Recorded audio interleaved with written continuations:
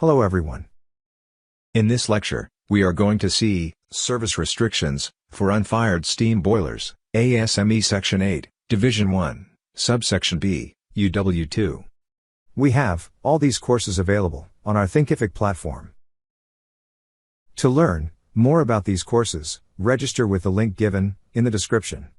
Now let us start with the UW-2 structure. Okay, how it is structured. See, we are reading a chapter which is mostly we ignore as a static equipment design. Okay, so it's very important to be little patient with that. Okay, and there will be some figures and photos coming which to make you more interested and glued to the PPT.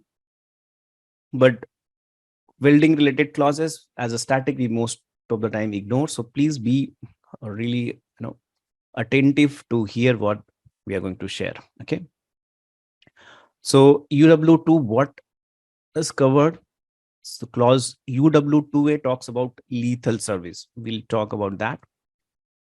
UW2C talks about unfired steam boilers, okay, where the design pressure is exceeding 50 psi. Then UW2D, which talks about pressure vessels having direct firing, okay, which is very similar to section 1. Okay. Now we'll move to unfired steam boilers. Okay, we are trying to make it really simplified, and whatever I could understand, what takeaways I could have, I've tried to compile all those and I'm putting here, okay, for you to remember all that. Okay, so try to remember what we are going to discuss. Okay, so unfired steam boilers with design pressure more than 50 psi. Okay, so if it is exceeding 50 psi, then these are the restrictions which will be applicable. First, for category A joints, I have to follow type number 1. There is no other option. Okay, for category A, type 1 should be followed. For category B, either type number 1 or 2. Like same thing was applicable for lethal service also, right? Now the second point, all my butt welded joints, all the butt welded joint shall be fully radiographed. Okay, in this also there is no exemption. If there is a butt weld joint, it has to be fully radiographed.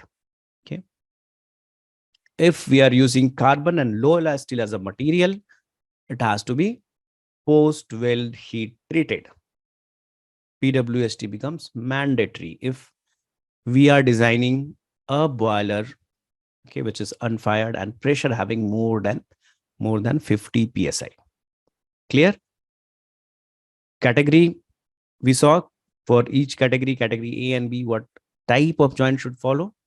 If butt welded joint, it shall be fully radiographed. If it is carbon and low alloy steel, it has to be post weld heat treated. Okay, these are the things which we should remember. I hope you understood this part. Stay tuned for more videos related to welding requirements.